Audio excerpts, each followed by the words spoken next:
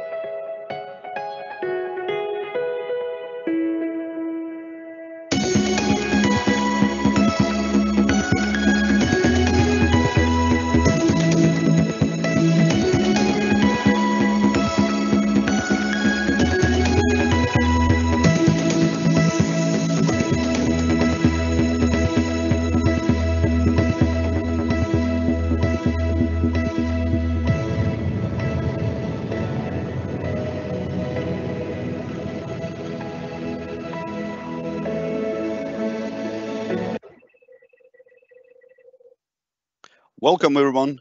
Thanks for joining us and thanks for being part of our community. My name is Valan Kalika and I'll be your today's host. Our co-hosts are here as well, Ryan Heffernan, Jason Cohen, as well as Ashley Martin. A few reminders before we start.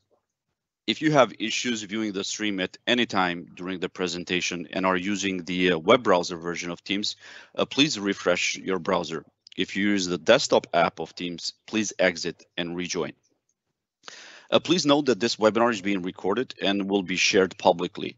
We will post the recordings on our community page at aka.ms/security-webinars. Closed captions in several languages are available during this live broadcast, and you can enable them by clicking on the CC button located at the lower right corner of your screen. For our regular listeners and for those of you who are here with us for the first time, it was back in March of this year when we kicked off our first session of a webinar series that is in diversity in cybersecurity. And today will mark our third episode of series, and I'm very excited and honorable to have Mekonnen Kassa as our guest who will be sharing his amazing story. But first, let's see how where our audience have joined us from today. So we'll have just a quick polling here. And to get there, just simply go to the poll ev.com WAC diversity CS. We'll give you guys a few seconds to get there.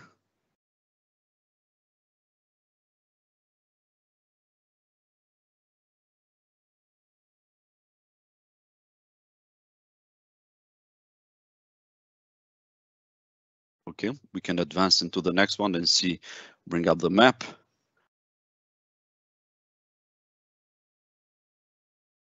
So let's check our footprint today, where we're all connecting.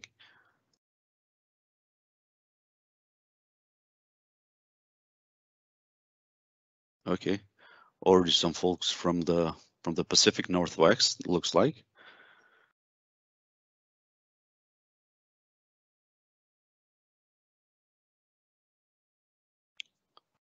Some folks from the Midwest.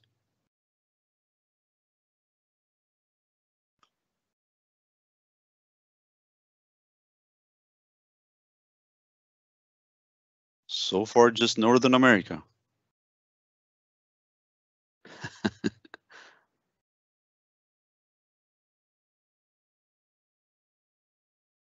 Okay, cool.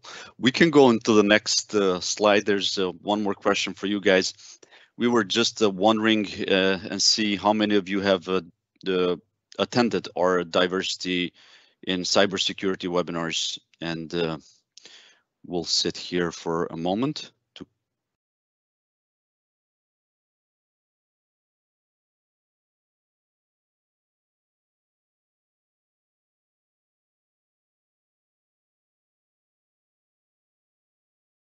Okay, looks like we have a lot of first timers.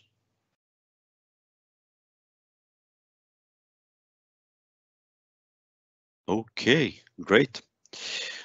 And now we can advance to Mekonnen, your deck. And as mentioned, that Mekonnen Kassa is our guest today, who will be sharing a very powerful personal story of his journey of how he made it to Microsoft, and as well as a member of a BAM community, he will share with us his views and impact on manager allyship. So today is an opportunity to engage and energize with one another by sharing your feedback or by asking questions at any time by typing them in the live event Q&A window. And please be aware that any questions you post will be publicly visible. However, if you prefer, you can also post your question anonymously by simply checking the box right below where you enter it. Mekonnen is a principal GPM in cloud security, part of our cloud AI division, has worked at Microsoft for about 15 years, and after migrating to United States over 30 years ago, that is. Mekonnen, thank you for being here with us today.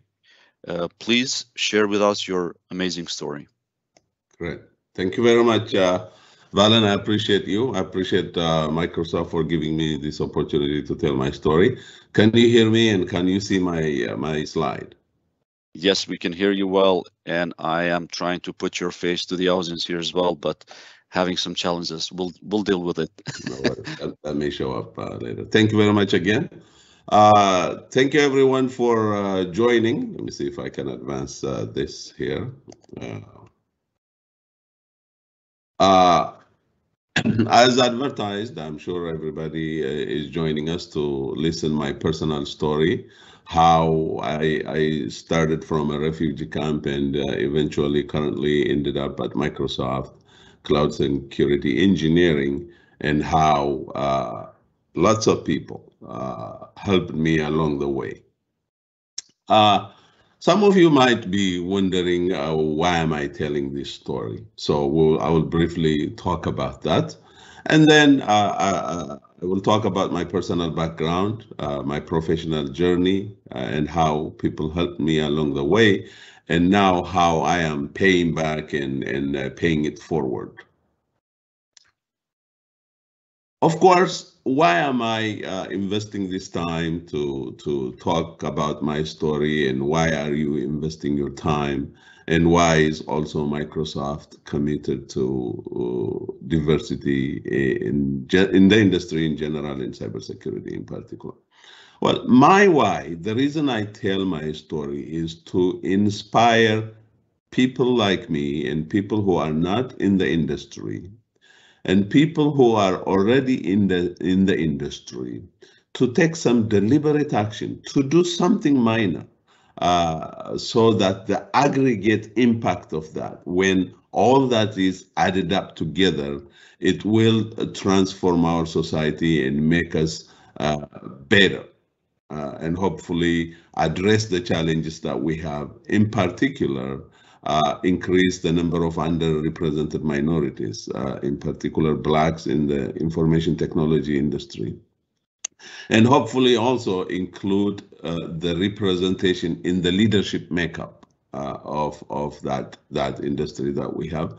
And then hopefully those who are seeking to gain opportunities in this industry learn from my story and take some lessons from it so that they are set up to succeed, and also you already in the industry will help them to succeed.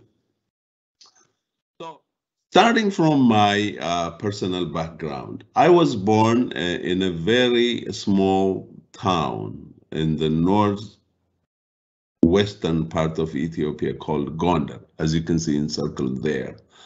You see Lake Tana, a water reservoir there. I don't know if the scale can tell you the story, but that water reservoir there is about what, 90 kilometers long and 60 kilometers wide, which is about 60 miles by 45 miles. And for those of you who probably follow history, that's actually the water body from where the Blue Nile originates. The Blue Nile, which eventually becomes the Nile River in Egypt. 85% of that water that flows to Egypt comes from this part of Ethiopia. And again, just as a side commentary here, Ethiopia has a very tropical climate and has about what, 50 million hectares, which is close to 120 million acres of farmable land. So, and also about 7 rivers. Very naturally endowed country. You wouldn't know that by listening to news, because Ethiopians are warring against each other and famished.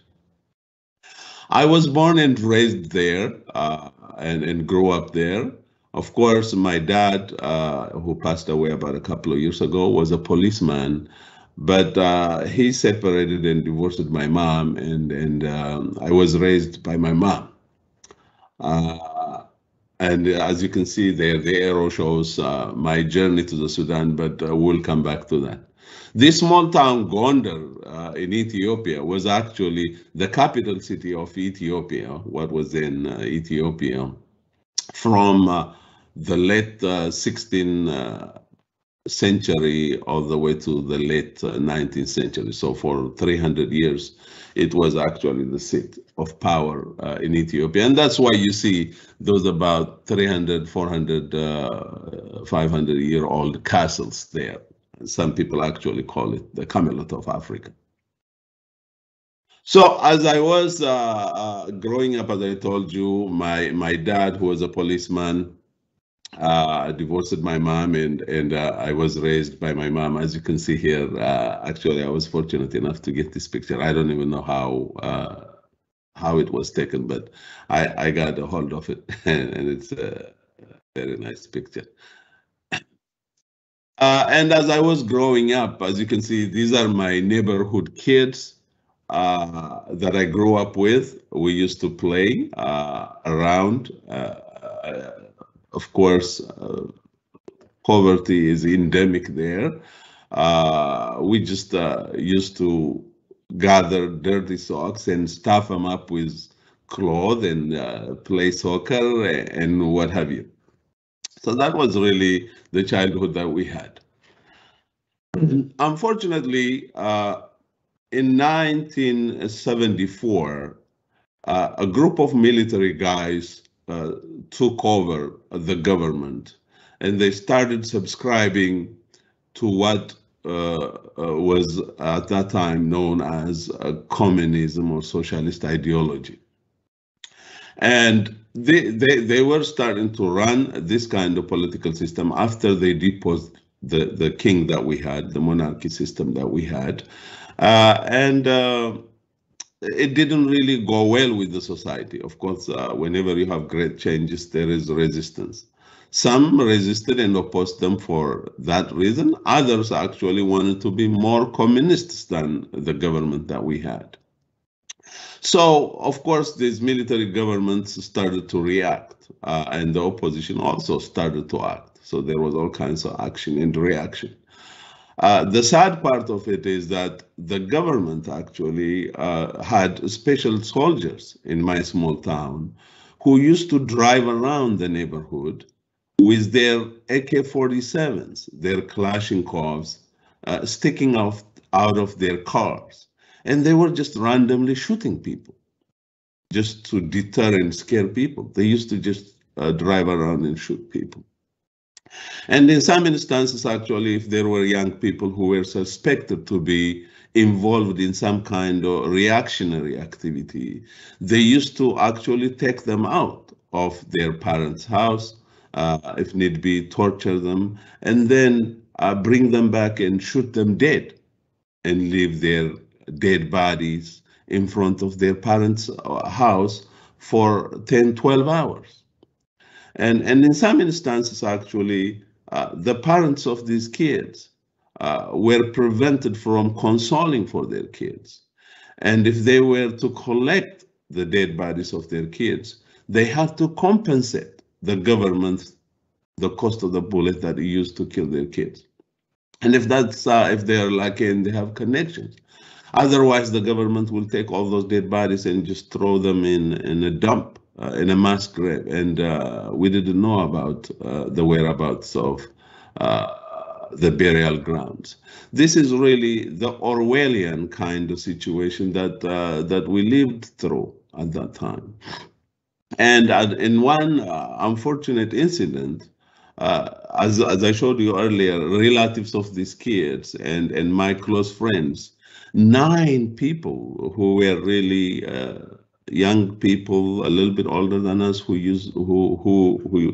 we used to look up to, were killed overnight, 9 of them. And when I got up in the morning, the dead bodies of all these 9 kids was laying alongside the dirt road in our neighborhood.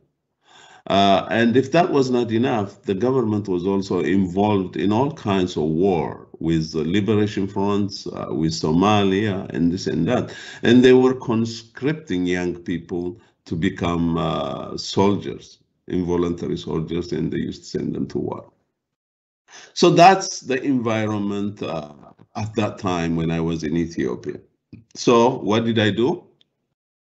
With a couple of friends of mine, just wearing the clothes on our back, we literally walked out of Gondar and traveled to the Sudan for 15 days on foot.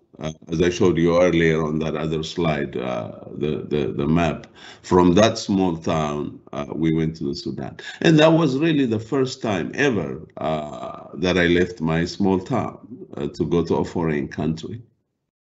When I was there, of course, there were thousands and thousands of other Ethiopian refugees, including the Beta Israels, the Ethiopian Jews who were going to Israel through Operation Solomon and Operation Moses at that time.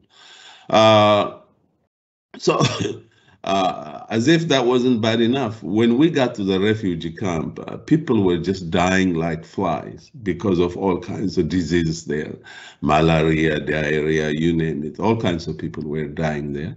But we didn't have any option, so I stayed at the refugee camp there for a little bit. And I was lucky enough to find some people who helped me get out of that refugee camp and go to a small town in Gadarif, a small town in the Sudan, and get a job as a housemaid, and then other odds and ends kind of jobs.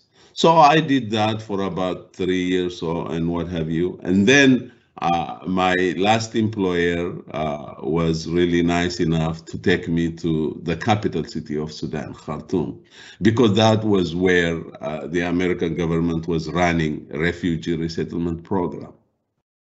So those employers took me there, and I was working as a housemaid there, and eventually met other Ethiopian friends that you see here, and met and started dating my ex-wife as well, who had a brother and sister in Seattle, Washington, who already resettled here.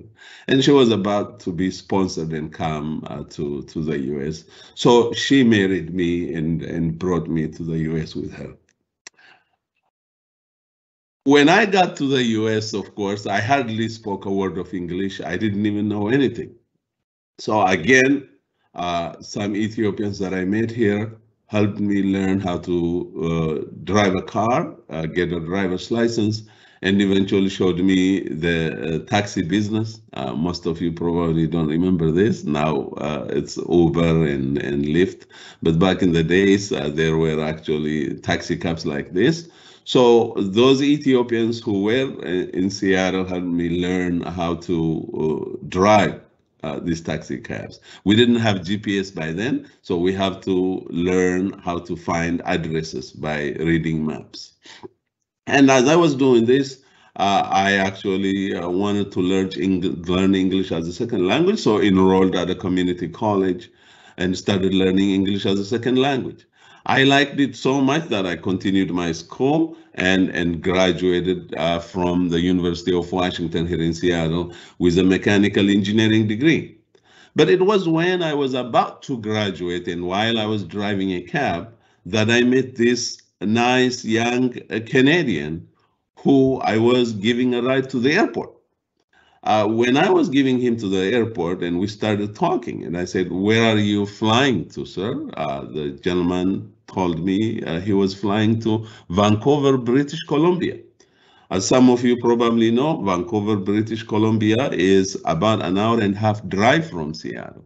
So I said, "Why aren't you driving instead of flying? Isn't it be easier?" The gentleman proceeded to tell me, "No, I fly back and forth every week because I'm a consultant and I consult companies and I'm tired of driving." I said, "Well, what's consulting?" Remember, this is back in the 1990s, mid 1990s.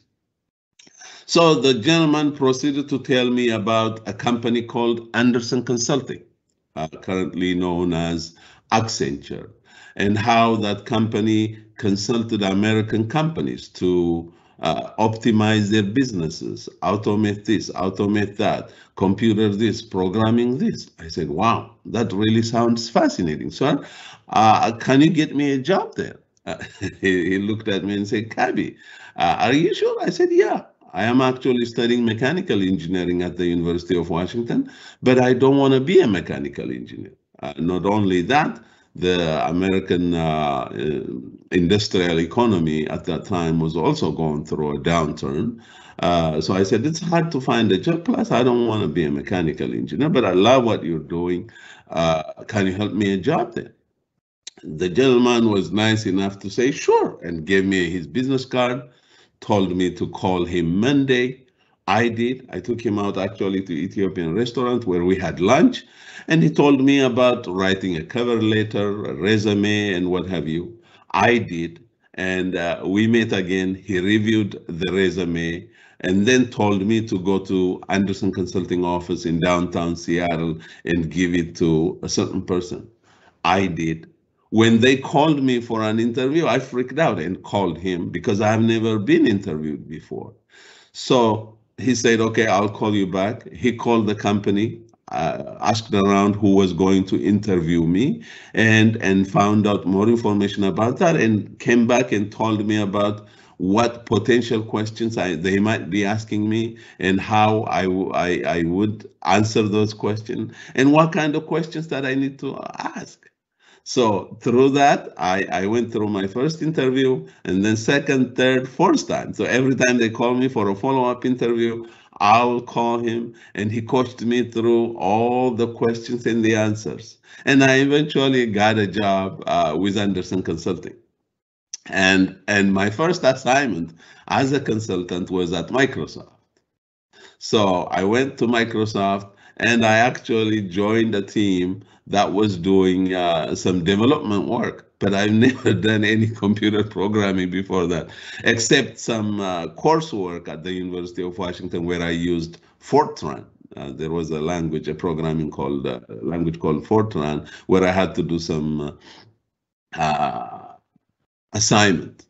But here at Microsoft, I was put as a member of a development team to develop some application using Visual Basics 4.0. I didn't know anything about that. But the company and Microsoft made an arrangement for me to stay there for 3 months, learning how to do programming. And Microsoft was not paying for me, and my company was not charging for my work. I was just there. I had all the resources at Microsoft. So I learned how to do computer programming using Visual Basics for 4.0 for about 3 months. And after that, I became the official member of the development team, and I did develop application for Microsoft. And that's how I started. So now looking back, It's been 25 years. I worked for that consulting company and other consulting companies for about 10 years. And now, after that, I joined Microsoft as a full-time employee about 15 years ago, and I've been working there as a manager and leader. Throughout these 25 years, I have been a developer, a tester, an incident support, and a program manager where we actually incubated, developed, and made products and services for Microsoft available. I have worked in a high security IT infrastructure service for Microsoft operations. And currently, I am in cloud security engineering. I have a couple of teams that I lead, and these couple of teams are working with 5 Microsoft products, Azure Data Security and Azure Networking Security products. So I'm a leader of these 2 teams. As far as my academy goes, as I told you earlier, I went to University of Washington and got my Bachelor's of Mechanical Engineering degree. And while I was actually working at Microsoft, Microsoft paid for my tuition to go and get my master's degree. I did. I liked it so much, actually, I started even a doctorate program. Actually have withdrawn from it. I didn't finish it, but I flirted with it a little bit. And also Microsoft paid for me to go and enroll in a leadership academy for a year, and also to earn my security information professional certificate. So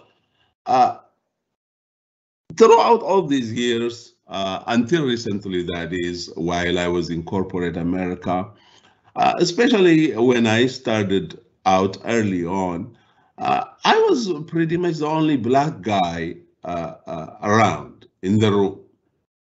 So I felt really, you talk about nowadays imposter syndrome. At that time, not only I was suffering from imposter syndrome, but I was really feeling like an outsider. Because everybody was looking at me strangely, and even I felt they were suspecting that if I were qualified to be in the room, let alone at the table, because there weren't really a lot of people who looked like me, and of course, most people who were there have never worked with a black person in those areas before. And I felt really misunderstood. I felt like sometimes people's perceptions and preconceived notions were coming into play more, and misunderstanding my intentions and what have you. And I had my own challenges as well, because I came from Africa, I drove a taxi cab, and I got a job. And I didn't really have any kind of support systems to help me navigate corporate America. So I was just working and getting stuff done, but I was frustrated because I felt like I was not being recognized, rewarded for the work that I did. And of course, promotions were not coming along. Even though I was doing a lot of stuff, delivering a lot of impact, I felt like I deserved more, but that was not coming across. And that was also a frustrating point for me. And with all this going on, I didn't really have anywhere to turn to, or any person to talk to help me understand what was going on and how to navigate the corporate environment and how to show up, if you will. That's when actually people, sometimes my managers, even though initially they themselves struggled, started to help me. And some people actually started offering themselves to be mentors to me. And some were actually even courageous enough to come and give me very authentic feedback on how I was being perceived. Even though my intentions were different, other people were interpreting my intentions differently, and that was establishing a different kind of reputation. And that was also impacting my recognition and rewards and promotion. So through these mentors and managers and people who were courageous enough to give me some feedback, I actually became self-aware in a sense that when I see some situations, why am I feeling this way? Why am I reacting this way? Why is my body language, my voice changing this way, that way? And I also became socially aware and even sometimes be empathetic to the people that I work with. If they reacted a certain way, maybe because they felt uncomfortable and they're trying to figure out how to work with a black person or accept a black person's technical opinion because they've never seen it before and heard it before, or maybe they were influenced by their perceptions. Perceptions are, as you know, are abound when it comes to us black people. So those kind of things started to make me really aware and become knowledgeable, and also become more empathetic and to other people's situation, and start actively listening to others, understanding really the culture of the organization and the coaching and what have you. So all this, coupled with that leadership academy program that I went to, I actually started showing up better, started to look like a leader instead of someone in the back room that gets work done. So I am very grateful to all the people that lend me a hand from my refugee days all the way to here to help me to be the person who I am today.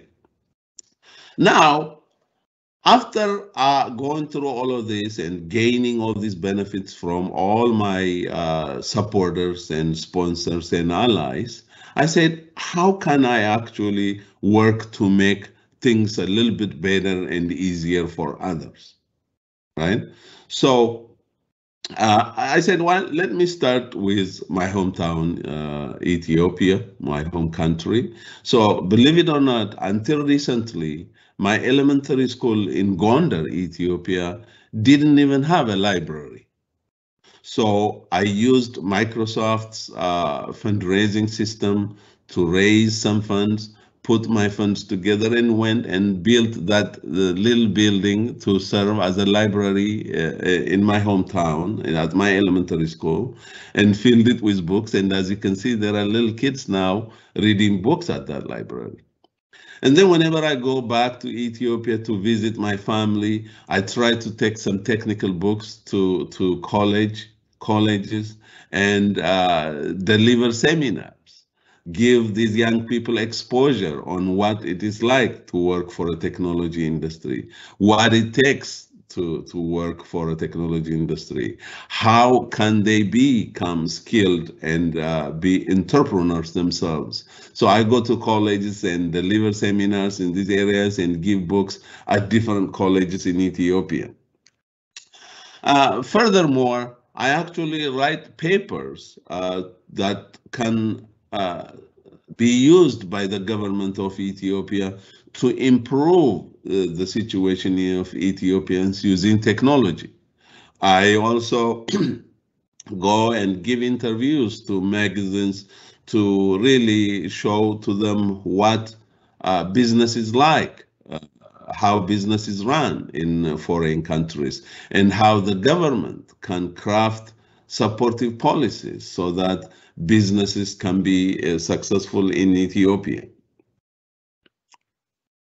And here in America, I try to use my social media presence to share some knowledge, some insight to others who are not already in the industry and who are trying to learn about the industry by sharing them some things over LinkedIn and Twitter.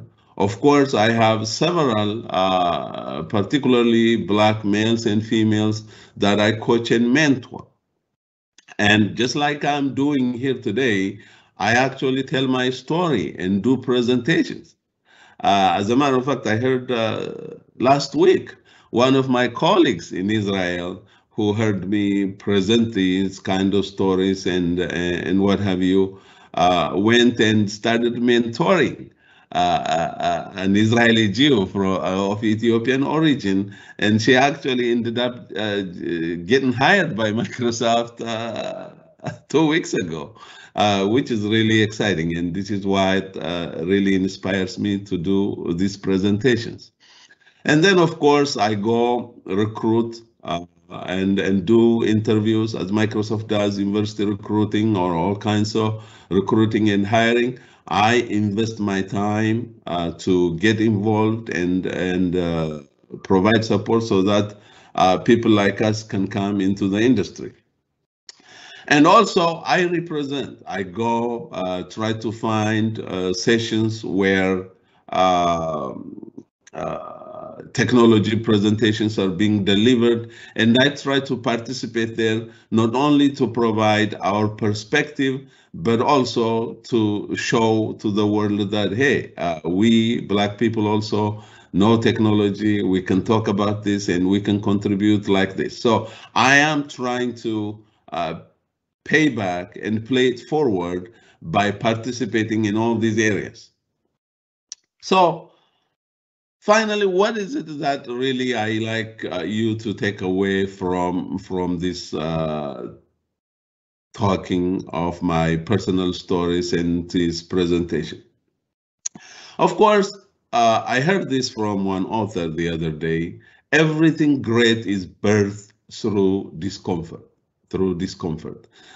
You personally, if you're seeking for an opportunity, and you are probably having doubt and feeling uncomfortable and feeling unqualified, please don't. I am a living witness here that somebody who didn't know anything, didn't even speak a word of English, ended up as a leader in this technology industry, as you can see here.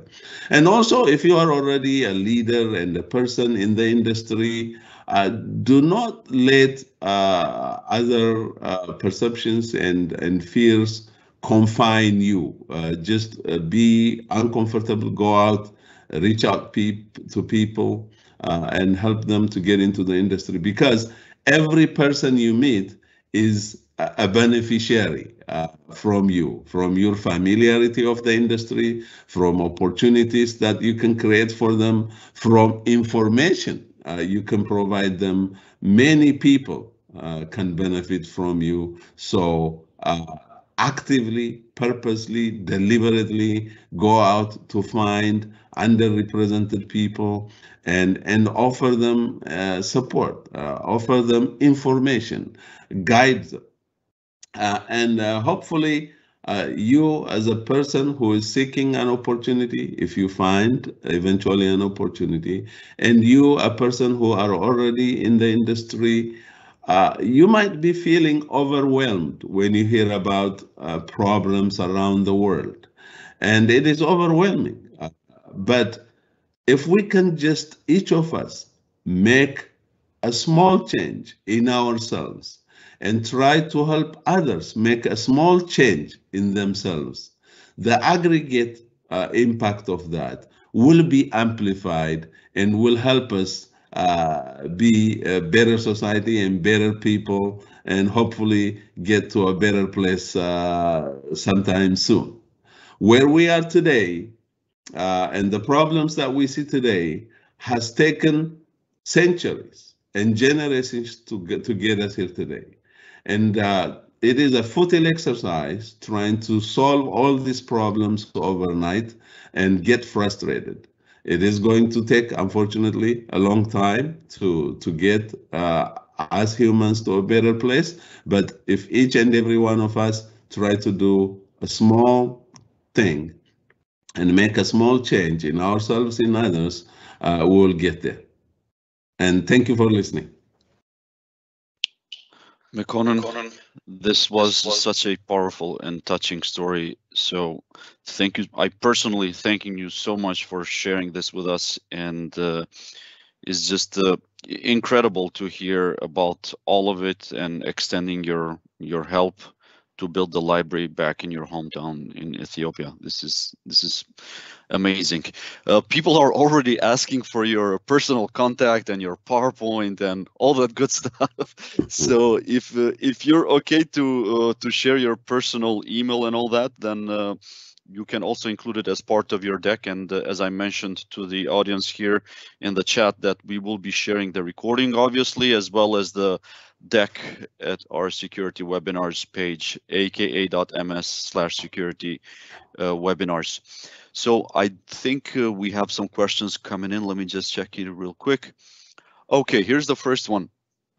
Did your Ethiopian personality help you cope with the imposter syndrome? Honestly, not really. Of course, my cultural background and my upbringing, as much as it had some negatives, it had some positives. Of course, the fact that, I was from Ethiopia and, from some a given cultural background, I was courageous. I was not afraid. I felt like I could do anything. And it helped me in that regard. But at the same time, the fact that the cultural situations there, the warrior culture, the command control, the hierarchical structure really affected me a great deal, because when I was working with people and I'm trying to do something myself, or I'm asking them to do something, they felt like I was overbearing. I was demanding. Some even felt like I was disrespectful, even though that was not my intention. But that cultural influence and the fact that I didn't have the support mechanism to show me how things are done here in corporate America had a negative impact as well. Great. Thank you for answering that one. So the next one is what are really the main challenges of attracting the Black community into security, and what can the industry benefit? Very good question. Well, I think the main challenges are perceptions, because Black people have historically been getting the short end of the sticks when it comes to technical and intellectual matters, right? There are all kinds of things that have been said about us over centuries, so that has formulated opinions, and also it also impacts us ourselves. Sometimes we believe these things and we don't gravitate to these kind of areas. The other thing is, the answer to your other question is security in particular is, as probably has been said, the weakest links in cybersecurity are humans, right? If you look at all these malicious attackers, one of the most successful things they do is phishing. And when they phish, they try to actually approach people based on what may be interest to them, what may be their behavior and social situation. So as Black people, we have our own different cultural behaviors, different issues, different interests. And for Black people to be involved in this industry will bring that insight into the industry to help improve the security situation of companies and our nation as well, and our community. So it will bring that different way of thinking. It will bring that different angle that may be exploited by attackers based on the cultural norms of Black people. So there is that contribution that we can make by being part of the industry as well. Okay, great. Thank you. And how old were you when you met the consultant as a cab driver and started your IT job? That someone is probably trying to say how old I am, right? So again, here is a funny story, right? If you find many Ethiopian refugees, their birth date is actually January 1st. And that is because most of us were midwives, right? We were not born in a hospital and we don't know our birth date. So we became refugees, and the American embassy is asking for a birth date. We all say, hey, January 1st, right? So that way we can remember our birth date. But I think if I were to look at it, I think by the time I was in the Sudan, I was probably in my teens, maybe 17, 18. So you can say I was probably about 24 because I stayed in the Sudan for 4 years, 20 to 23. And I came here, drove a cab and went going to school for about 4 years. So I was probably in my mid 20s. Okay, great. So now we know how old are you. Uh, so you mentioned about coaching, and apparently that's where this question is coming from. Do you have a platform where people are mentored and get advice? As I showed earlier, I try to use my Twitter account, my LinkedIn account, and then here at Microsoft, when I joined Microsoft about 15 years ago, I started an Ethiopians at Microsoft email distribution list, and I have been offering the Ethiopians here at Microsoft and Eritreans at Microsoft, as a matter of fact, to learn from my mistakes, my failures, so that they can be much more successful. But unfortunately, our culture, as I indicated earlier, is not adept to that kind of professional development. So far, no takers. But at least at Microsoft, I have about 5 or 6 African Americans and one Ethiopian that I mentor on a regular basis. Okay, thank you.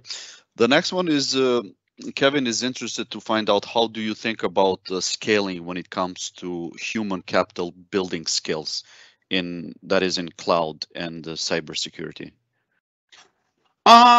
Scaling the human capital. So I'm going to again go take this underrepresentation angle, right? How can we really get more people?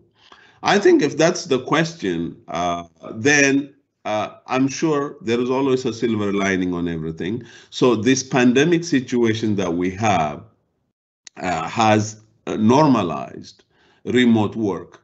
So the fact that now many people can work from anywhere is going to help us scale, get more people. The other one is really traditionally these industries are concentrated in certain areas like California or Washington in Seattle and this and that, right? Or Israel or India. So now opening branch offices, recruiting in colleges, historically black colleges, and as like Microsoft did, as a matter of fact, opening development centers in Nigeria, Kenya, and opening branch offices in Atlanta. These kind of things are definitely helping, and they're going to really make a major impact to help us scale the number of underrepresented minorities, especially blacks, to attract them into this industry. Great, thank you. So there's some career advices that looks like audience is seeking out there. The first one is how to introduce yourself to a big company such as Microsoft.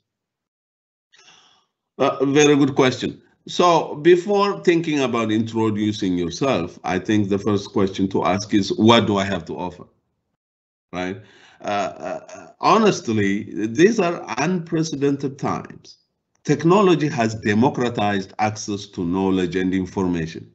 Back in the days, if someone was interested to learn about something or study from some institution, especially an American institution, you have to earn money pay a lot of money, get visa, and enroll in some institution which probably discriminated against us, right?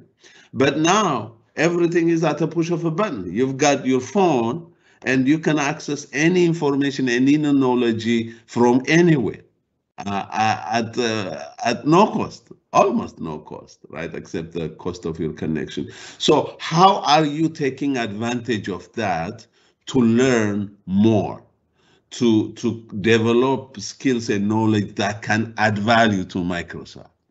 So that's really the most and critical step, I think, that you need to take before going for starting a conversation with Microsoft.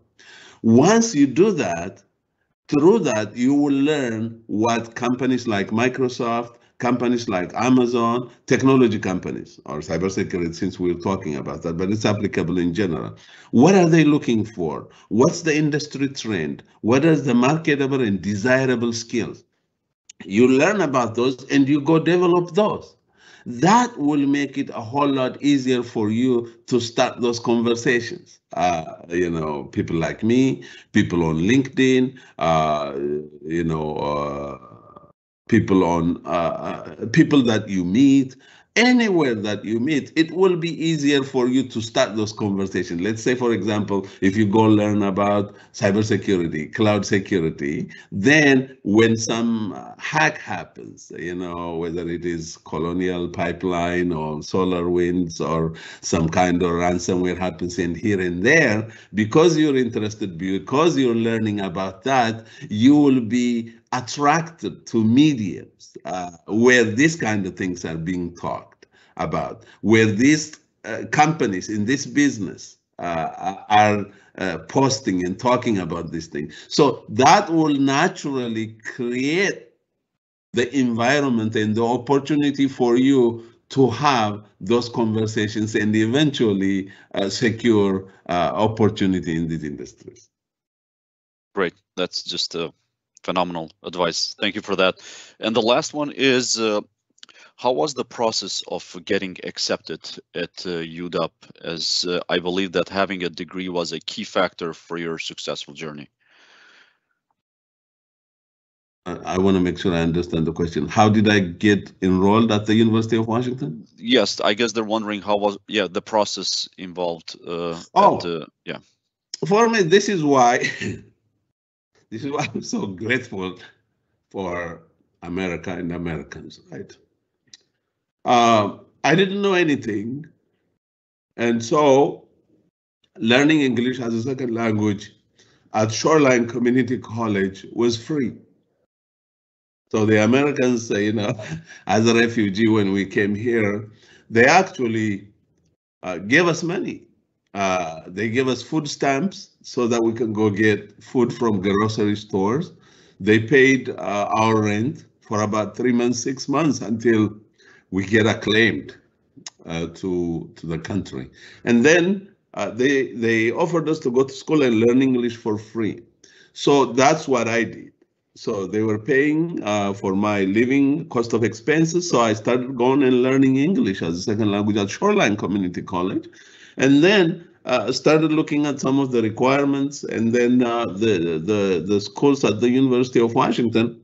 Then I started taking some of these pre-requirement classes to transfer from a community college, a 2-year community college, into a 4-year university. So once I did that, when I applied at the University of Washington, I told them my story, the story that I just told you, how I came out of Ethiopia and lived through those kind of situations, and how I can bring value not only to the university but to the country as well. And my application is accepted. As a matter of fact, I just got nominated to be a board member for University of Washington Mechanical Engineering Department. So I will start to be a board member next month. Great. That's amazing, and I can relate to that. I'm a Kosovar Albanian myself. So in America and Americans in late 90s, if for those of you who remember, there was a a clash of or the wars going on in with the ex-Yugoslavian countries or republics back then, now countries, that is, and the Americans extended their help and helped us with the education and with with the necessities to just to give you that push, that lift, and with the ESL, English as a second language classes, and everything that was needed around it. So it's a very, very similar path that some of the Albanians went through that as well. Thank you so much, Mekonnen, and just wanted to remind our listeners that our next Diversity in Cybersecurity webinar is on November 18. Encouraging young talents with Christopher Munoz. And I would also like to remind the listeners that the best way to ensure that you don't miss any future webinars or major announcements to visit our landing page at aka.ms/security community. I believe one of the folks earlier was asking some generic questions about cybersecurity, and honestly, this is a great page to start, and while you're there, you'll find just easy ways to navigate and find the resources and the learning content relevant to the security products and the communities that we support. A good start would be browsing our bite-sized product videos, the ninja trainings we have, recordings of the past webinars, GitHub communities, and many more. We love to hear your feedback on how we can improve these webinars. Please take a minute to submit your webinar feedback at aka.ms/security webinar feedback. And in case we missed to answer your questions, or if you have follow-up questions, you can reach to us through Tech Community Forum at aka.ms/cs-diversity-Q&A. Thank you all for being part of our community and for joining us on these webinars. We hope to see you next time. Goodbye.